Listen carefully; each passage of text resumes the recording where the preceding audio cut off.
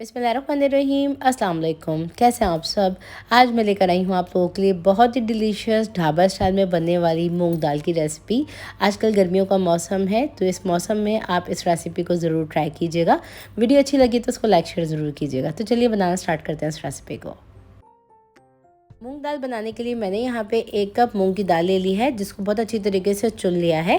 तो ये बिल्कुल साफ़ सुथरी दाल है। अब इसको हम वॉश कर लेंगे और तकरीबन 3 से 4 पानी के साथ हम इसको वॉश करने के बाद सोक कर लेंगे तकरीबन 30 मिनट्स के लिए। जब हम दाल को भिगो देते हैं तो काफ़ी ईजी हो जाता है दाल को बना लेना। तो हम इस रेसिपी को बनाएंगे प्रेशर कुकर के बगैर, तो बहुत ही ईजी से आपकी ये दाल बन जाएगी। तो यहाँ पर मैंने वॉश कर लिया है, इसको सोक करने के लिए रख देते हैं 30 मिनट्स के लिए। दाल को भीगे हुए तकरीबन 30 मिनट गुजर चुके हैं और ये दाल हमारी बहुत अच्छी तरीके से देखें भीग चुकी है। अब इसका पानी हम ड्रेन कर देंगे और इसको हम डाल देंगे एक डीप पैन के अंदर। तो मैंने यहाँ पे एक खुला डीप पैन ले लिया है जो कि कढ़ाई नुमा है। इसमें मैंने डाल दी है दाल को।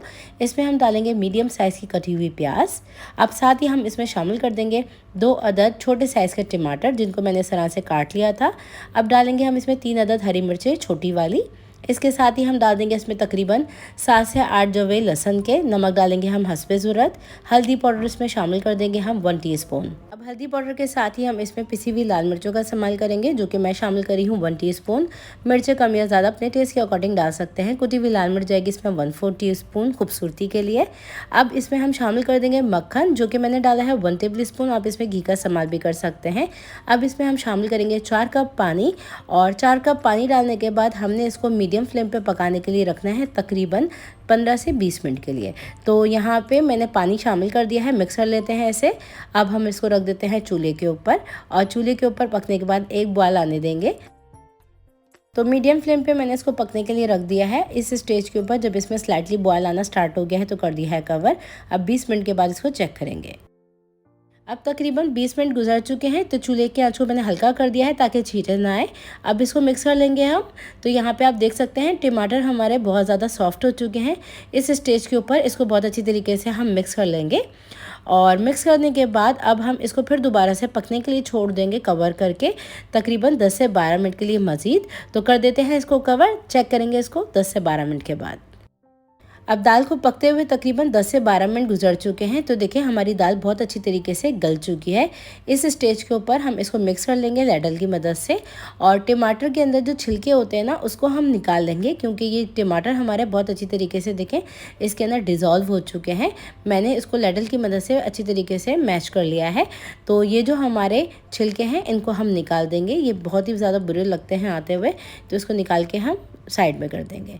अब मैं यहाँ पे स्क्रम्बल करके डाल रही हूँ आधा चिकन क्यूब टेस्ट के लिए, जो कि ढाबे वाले डालते हैं। तो मैंने यहाँ पे डाल दिया है इसके अंदर आधा चिकन क्यूब टेस्ट के लिए। अब इसमें हम डालेंगे पानी तकरीबन 1 कप और इसको मिक्स कर लेंगे। अब हम इसको मीडियम फ्लेम पे पकने के लिए छोड़ देंगे तकरीबन 10 से 12 मिनट के लिए मज़ीद, ताकि ये हमारी दाल बहुत अच्छी तरीके से पक सके। तो यहाँ पे देखें आप अपनी कंसिस्टेंसी के मुताबिक जितनी आपने पतली दाल रखनी हो, गाढ़ी रखनी हो, उस हिसाब से आप पानी ऐड कर सकते हैं। बहुत अच्छी तरीके से इसमें बॉयल आ चुके हैं। 10 से 15 मिनट गुजर चुके हैं दाल को पकते हुए। इस स्टेज के पर अब हम इसमें शामिल कर देंगे बारीक कटा हुआ हरा धनिया। तो चूल्हे की आंच को मैंने कर दिया है बंद। इसमें डाल देंगे बारीक कटा हुआ हरा धनिया और इस स्टेज पे आप चाहें तो थोड़ा सा गरम मसाला पाउडर भी शामिल कर सकते हैं। इसको ढक के साइड में कर देते हैं। आ जाते हैं नेक्स्ट स्टेप की तरफ। नेक्स्ट स्टेप में तड़का तैयार करेंगे। तड़का बनाने के लिए 1/4 कप तेल ले लेंगे। आप इस रेसिपी को घी में भी बना सकते हैं। मैं यहाँ पे डाल रही हूँ इसके अंदर बटर, जो कि मैंने डाला है 1/4 कप। तो तेल और मक्खन का कॉम्बिनेशन इसमें बहुत ही ज़्यादा अच्छा लगता है। अब इसमें हम डालेंगे लहसुन कटा हुआ 1 टेबल स्पून। अब इसमें शामिल कर देंगे ज़ीरा 1 टीस्पून। साथ ही शामिल कर देंगे हम गोल वाली मिर्चें।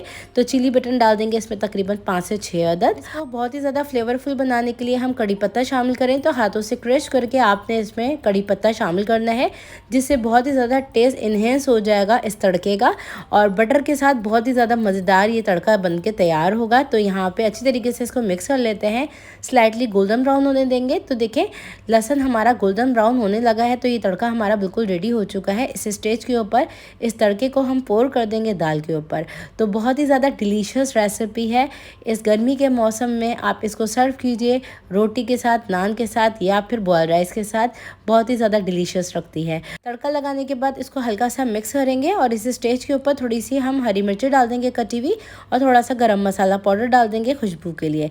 तो ये थी मेरी आज की रेसिपी मज़ेदार सी दाल तड़का की। ट्राई कीजिए, बनाइए, इसको एंजॉय कीजिए। रेसिपी वीडियो अच्छी लगी हो तो इसको लाइक शेयर ज़रूर कीजिएगा अपनी फैमिली फ्रेंड के साथ। मज़ीद रेसिपीज़ जानने के लिए मेरे इस चैनल को कर लीजिएगा सब्सक्राइब। तो रेसिपी को कर दीजिए लाइक और शेयर और कर दीजिए छोटा सा कमेंट। नेक्स्ट रेसिपी वीडियो तक के लिए टेक केयर, अल्लाह हाफिज़।